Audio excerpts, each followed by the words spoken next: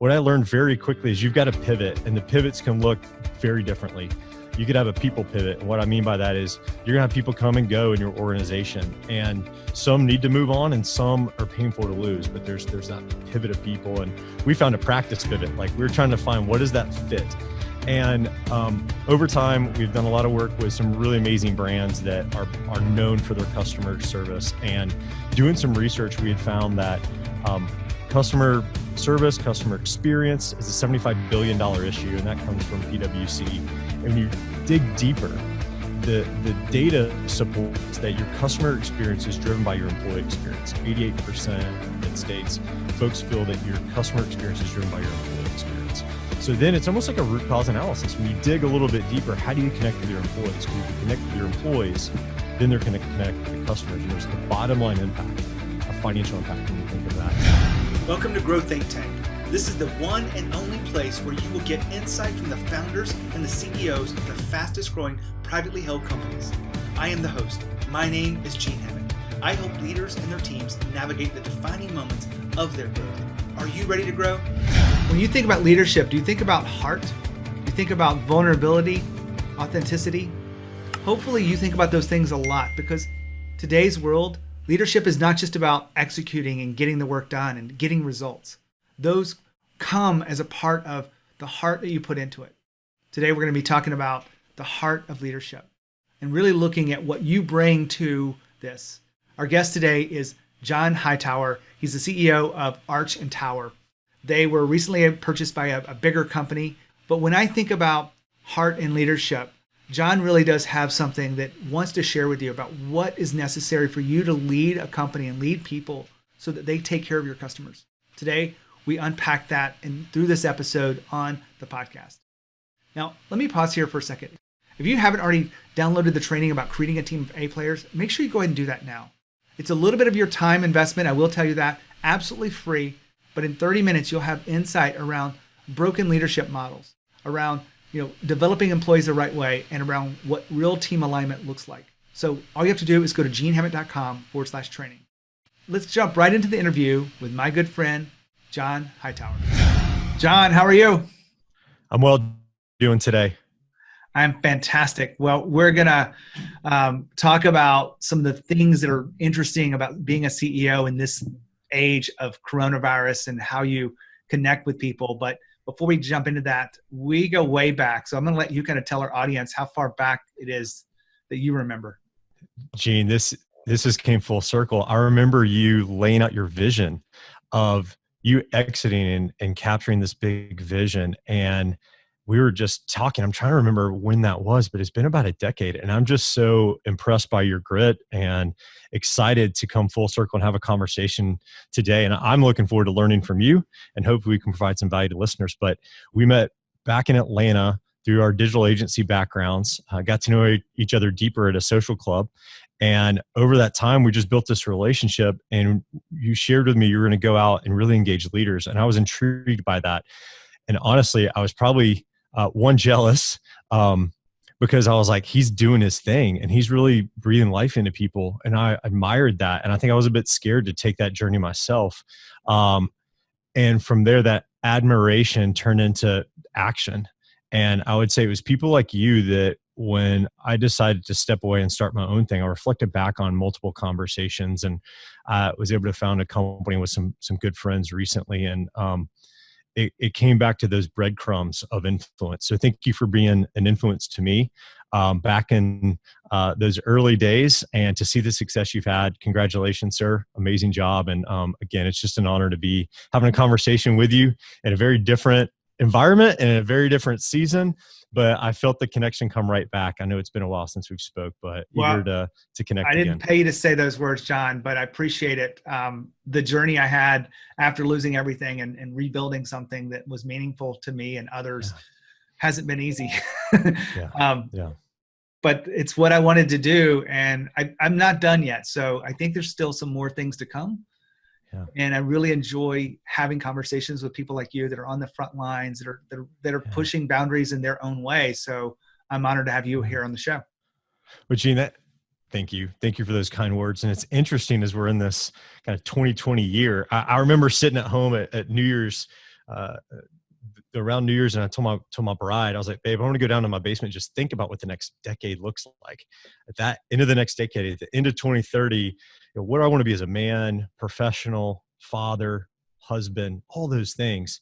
And then I came back upstairs, and you kind of came in probably with some preset notions, but how as a leader do you pivot and adjust and think about vision and where you're going? So I'm incredibly fired up about our conversation today, and looking forward to digging deep. Well, we want to deliver value for this. You've had a chance to talk with the people on my team. I wanted to see where you were over the years. You've gone from, being a key player in some good groups of people to LeaderCast, which is a big organization. You spent a few years there, and then also just going out on your own and then being acquired. You look back at your career and leading others. What would you say is the biggest kind of character trait that is necessary for you as a leader to get where you are today? It's a great question. And I have had the amazing opportunity to partner with some great people throughout my career. And looking back through that, and it's something I've realized even more deeply as CEO of the company we're in. And I think it's leading through authenticity and being open with challenges. I think for so long, men specifically, and I think a lot of folks have masks on, or there's this veneer of what's really happening. And I think that's the interesting thing around COVID is I think it's really kind of broken down some of that stuff. And I believe leaders now have an amazing opportunity to kind of breathe into that. I had some great leaders when they were really open and asked how I was doing. There was an immediate opportunity to build trust there. I remember one of my bosses used to ask, how's my heart doing? And I always thought that was an interesting question. And now that I'm sitting in the seat that he sat in a different organization, I was like, man, that was a very insightful question, because it broke down all of this results-driven stuff, and it made it about relationships, and results come with that. I mean, Dr. Henry Cloud talks about that, right? It's the tension of results and relationships, but it's those momentary questions that really helped me. And then since then, really starting to evolve and build my own point of view on, hey, how do you lead with authenticity, vulnerability, and also truth? And that's just a common thread that I've seen either communicators talk about or experienced myself. And I don't know, Gene, I'd reverse the question to you. You've had an opportunity to interview some amazing leaders. What would be 2 or 3 topics that you've seen? It's a good question. There's a lot that it takes to be a great leader. It's not one thing. It's not empathy. It's not clarity of vision. It's not just the ability to inspire people. So one of the things from my research, and I think working with my clients, is how do you as a leader get people to feel a sense of ownership of the work that they're doing? How do they feel a sense of belonging to this organization, the mission that you're on? And if you can do that as a leader, and you have that skill, which takes a lot of different pieces, you have something that's really special that you can create within a culture. It's an interesting point. It makes me think we've had an amazing opportunity to partner with Horst Schulze, the founder of the Ritz-Carlton. He's a dear partner of ours and just an amazing gentleman, and just learning what he's done through the Ritz-Carlton, building it up to what it was and what it is. And then the Capella Hotel Group, which is a 6-star hotel, amazing chain.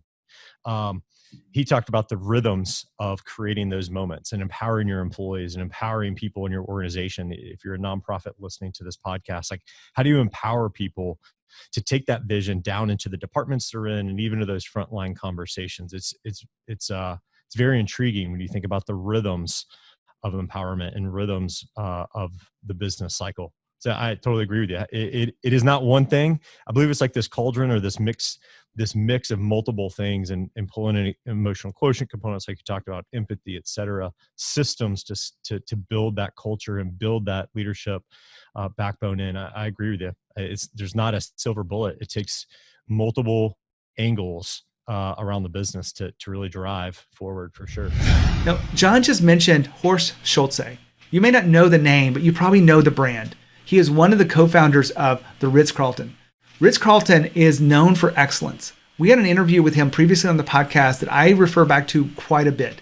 And when you think about taking your business to the next level, don't you want to inspire excellence across the company? I would love for you to go back to that interview. If you want to go to genehammett.com/Ritz, RITZ, then you'll be able to get directly to the interview with Horst Schulze, the co-founder of Ritz-Carlton. Now back to the interview with John. We've jumped into this because we're old friends. I would love to give the audience just a little bit of an understanding of the business you're in. So tell us about Arch and Tower, and then we'll get back into this whole aspect of leadership and vulnerability. Yeah, so Arch and Tower was founded 3 years ago with the goal of helping leaders solve problems that keep themselves up at night, and that was our starting point. And what I learned very quickly is you've got to pivot, and the pivots can look very differently.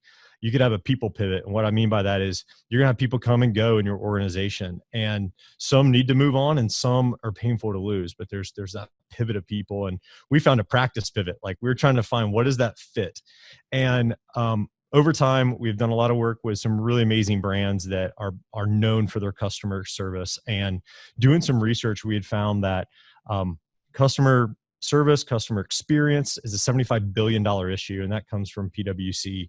And when you dig deeper, the data supports that your customer experience is driven by your employee experience. 88% States, folks feel that your customer experience is driven by your employee experience. So then it's almost like a root cause analysis. When you dig a little bit deeper, how do you connect with your employees? Because if you connect with your employees, then they're going to connect with the customers. And there's the bottom line impact, a financial impact when you think of that. And then the other side of it is you've got your customer experience, your employee experience, and then a third area, when you look at some of the best brands in the world, the Ritz-Carltons, the Southwest, the Chick-fil-A's, all these groups, they really look at continuous improvement. So we call that operational excellence. We worked in some projects around supply chain and innovation. So that's where we set up our consulting practice. So we help roll up the sleeves. We're kind of a player coach in the consulting space where we'll come in and advise an organization, but also embed ourselves into the projects around 4 key components: the customer experience, the employee experience, and then operational excellence. And capstoning that is organizational strategy and health, which is so important in today's world. Where are you going for the next 5 to 10 years? Do you have a leadership team aligned with that vision? And then most importantly, now things are accelerating at a much quicker pace than we ever thought, especially with COVID. Digital acceleration, digital transformation, how are you using data? All those things, I believe, Gene, were on the back burner. Now those things are pushing to fast forward. So we built the company with that infrastructure. And it's been an honor. We were acquired at the end of 2019 by Fraser Dieter, a national leading CPA firm, to offer consultative services to more of the tax and audit kind of compliance-based work. And it's been a really unique environment and culture to merge things together. We've got 6 locations in the U.S. and a footprint in London, and then we've got some sister companies that all together we've got 400 employees across 11 offices, and it has been a joy and definitely some challenges along the way. But it's been an amazing ride. And again, I thank you for being part of the inspiration to take a leap. I remember when I looked at my wife and I said, "Okay, babe, we're going in. If you're aligned with me, I'm going to do this entrepreneurial jump." And you were one of the names I remember of taking a step and doing it. So thank you again for being an influence. You're part of the Arch and Tower story. You thought if Gene can do it, anybody can do it. So. Well, I appreciate it. And an interesting thing about the brand, just a brand is so important. One, and how it's represented, but also the story behind it. Arches span gaps and carry weight. We like to do that with our employees and our customers and our clients. So think about silos that may happen in an organization. So we help bridge gaps, and then towers give you a strategic vantage point. So that's how we came up with the name Arch and Tower, is we want to be a bridge and then lift you up to see farther. And that's a bit about us, but enough about us. Let's get back to the listeners and make sure that we're driving value for them. But I do appreciate you asking about what we're doing here at Arch and Tower. So, creating a company that is able to make that kind of impact takes talented employees, and they need to feel taken care of. You said the words that customer experience is driven by employee experience. Just go a little bit deeper into that. Why leadership is so important to create that employee experience if you want to grow your company. So Gene, it's interesting. When we started, people started asking us, who's right, the customer or the employee? And when you take a step back, we thought that may have been maybe a different, the question could be asked differently, because you're putting a false binary. Does one have to be right versus the other? And we said, well, what if you flip the org chart upside down? And instead of the executive team being at the top, they're promoted to the bottom. And then they say, how can I serve you? So if the executive team is asking maybe your VPs, how may I serve you? What are the hurdles get in the way of your job? You're serving them as your customer. My internal customers, the people that report to me. And then if they're asking their frontline managers, hey, how can I serve you? I have influence and authority. How can I remove those hurdles for you? And then it goes so forth to the top. And the frontline employees are asking your customers, how may I serve you? What hurdles are creating challenges for you? What frictions are there? What you get is you have one, and that's the customer in front of you. It could be an internal employee. It could be a customer that pays you for your service. It may be being a vendor or a partner in your system. So for us, helping organizations transform and maybe recalibrate around that is so important. So that we can dig a lot deeper there, but that's just one of the frameworks that we help organizations think through, and maybe a different way of even exploring how they think about their strategy, how they think about their leadership teams. And there's a lot of things that flow out of that type of transformation. So it sounds like the servant leadership model is it different from that? Like, is there some new nuances to it that you've discovered through your work? Yeah, I think the nuances come in execution. I believe at the 50,000 foot view, everyone says, "Oh, it's servant leadership." Absolutely, common sense is not so common. So how do we execute that? And rolling up the sleeves and executing is where it's made. I mean, you know, Gene. I mean, you've been around so many different amazing organizations. It's where does execution um, where does execution fit in that conversation? Some of the things that we've done, even in the selection process, we don't recruit, we select. We have a high degree of excellence in the way we want to serve our clients. So selection is incredibly important. Even thinking through as we go through the selection process, our onboarding is on point of we lead with engaging people where they are. What do they want in their career? Let's not start with the job description in which they're being hired to. Let's talk about who they are as a person from day one. And then from there, how do we get to know their personality? Personality profiling is something that we're big on. And it's not necessarily the soft feely stuff. It's to understand strengths and weaknesses. On our leadership team, one of the leaders on the team has a very different personality profile than myself. I know my personality profile. I don't see risk. Everything's an opportunity. What are you talking about? There's no risk there. And when I realized that about myself, I'm like, wow, let me be very thoughtful about this. Let me leverage my other team members in a very solid way that empowers them to speak into a project or a relationship or a partnership or a selection and say, well, what are you seeing here that I'm not seeing? And when you see differences and you see various opinions as an asset instead of maybe a thorn or a liability, it changes the game. And when you start seeing cascading communication downstream to your employees and those systems around that, you'll start to see the game change for your organization from our perspective and from what we've seen with our clients. If you happen to be listening to this on YouTube, then make sure that you subscribe to make sure you don't miss an episode. If you like the content, give us a thumbs up so that you're signaling to the algorithm of YouTube that this content is worthy. We really appreciate you tuning in here to be a more influential, visionary leader. Make sure when you think of growth and you think of leadership, think of Growth Think Tank. And back to the interview. I want to go back to one of the questions that you got from one of your previous leaders and how you're maybe using that today. And I believe it was, I don't think I wrote it down specifically, but where is your heart at? You had talked about how that is playing a role in your current leadership. Exactly how are you using that today? And what does it mean for the organization when you're talking about things that aren't, deadline driven, they aren't, projects, they aren't, customer concerns and problems, but it's really about what's going on with the individual employee?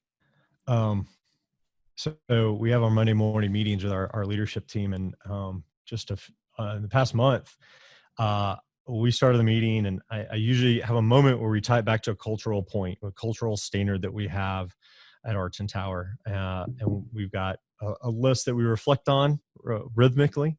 And before we even started, I just told my guys, I'm like, hey, one of my dear friends lost a loved one, and it happened over the weekend, and I'm not in the right place right now, and just asked for them to give me some grace. And we spent 15 minutes just checking in on each other. And it was a very meaningful moment, and they understood where I'm coming from. And they said, what can I take off your plate? How can I help you this week? And it seems so common, but when you put that in the normal conversation, it just draws a different trust and a different vulnerability. And I think effectiveness, because now we're able to say, okay, this this person's having this challenge, either on a project with a client or personally at home. How do we cover them off for this season? And I believe that's something we're reflecting back on someone asking, how's my heart doing? It reminded me to think differently. And then with COVID, like, you have an amazing backdrop. I get to learn about you with the books that you have on your shelves. And if I was at home, I would have two little blonde heads poking up. My two little daughters love to get into a Zoom. And for me, I use that as an opportunity to engage people. Like, I've gotten to know one of my colleagues here at Fraser and Dieter. I got to learn something about her children that I never would have known had it not been for COVID. So taking those opportunities, and what people are communicating on the other side of the Zoom window is probably not 100% of who they are. There are probably other challenges they have. They could be taking care of an ailing parent. They could be part of a dual income family. They could be part of school systems that are changing the schedules, almost daily. And I believe COVID is presenting an opportunity for authenticity that we've never had before as leaders. Now, what I will say to leaders is this also creates moments of incredible transparency, because what people are getting from all the different outlets, no matter where they're consuming data, people are questioning leadership and questioning how decisions came to, and what data was used and how you got there. So I actually appreciate this season we're in, because it drives a deeper level of transparency. When transparency comes, people understand how and why decisions are made. And with that, you get relational deposits with your employees, your spouse, your friends, your family, whatever it may be. And this is just a unique season we're in as leaders, from my point of view. I'd love yours, Gene. Now, hold on for a second. John just talked about putting values in the meeting, discussing them. Now, a lot of people resist taking up precious time in meetings that are already jam-packed and not getting enough done to talk about the values of the company. But I call this honoring the core values. If you take 3, 4, 5 minutes even of getting everyone centered and grounded around the values that are important to the company, it has a really lasting effect. Well, for one, it allows you to make the values front and center, that you actually are sharing stories or sharing examples of this, and people are participating across. It's not just a speech from you. People are actually doing this together. You're just facilitating that through honoring the core values. Another behind the scenes on this is it really does give you a chance to live the values. Sharing those stories is about how companies and individuals are living the values. And it's not important for you to have values. It's more important for you to actually live them day in and day out. I just want to share that with you because it really is a powerful way for you to create a connection with the people that you're leading. Now back to the interview with John. Well, I'll wrap this up as we're kind of getting close to the end here. You talked about transparency, and I think a lot of leaders miss the value of that. It's not just the transparency of financials. Those are important, and many people want to hide those, but really showing your real self, right? We talked about being authentic and being vulnerable. There was a time when I wasn't ready to talk about losing everything in my life and my business and the millions of dollars that went out the door because of a bad decision I made and the trust I gave. But you know what? Being able to share those things with people in our lives is what does connect us together. It's more than just the work. And so I really appreciate you being here, sharing your heart around leadership. And I really appreciate you giving us that background and context around what it takes to be a great leader in today's world. Gina, I appreciate it. And I encourage all the leaders out there, you're not alone. I want people to know that at the leadership level, it can be very lonely where you sit, and take care of yourself mentally, physically, spiritually, emotionally. These are some very challenging times. And for those that are scaling and hitting maybe a different level, congratulations, and be wise about how you ride that tension, balancing those. And for the folks that are out there struggling, you're not alone. Reach out to people because this is a unique season. And Gene, I appreciate you being authentic and sharing the challenges you've walked through. When people do that, it's amazing when you're like, oh, I really had a bad business dealing too. And you create this almost moment of saying, let's make new mistakes, but let's just honor the mistakes we've made for what they are, and let's learn from them and let's move on. I know you and I have had multiple beverages talking about that over cups of coffee and saying, oh, wow, I really, learned from this one. Let's make new mistakes. And that's something that we honor and celebrate here at Arch and Towers. Like, okay, let's learn from and move on, personal, professional, whatever it may be. So, Gene, it's so good to reconnect, and thank you for having me. It's been an honor. That was a great interview with John. one of the things he said right there at the end deserves a little bit of attention. When he talked about taking care of yourself, it really is important for you as a leader to understand how to take care of yourself, how to really take time to pause and reflect. A lot of the conversation I have with founders is they go, somewhere along the way, focusing on the work and growing the company, I got lost. And I need to find myself. In order for me to really reconnect and really be a stronger leader, I've got to be myself. Now, if you've ever felt like that, make sure that you can keep tuning in to these podcasts if they're helping you. If you want to go a little bit further with me, I'd love to invite you into let's just have a conversation. My job is not to sell you something. My job is to serve you. So if you would allow me, I would love to invite you into that conversation. So just email me, gene@genehammett.com. When you think of leadership and you think of growth, make sure you think of Growth Think Tank. As always, lead with courage. We'll see you next time.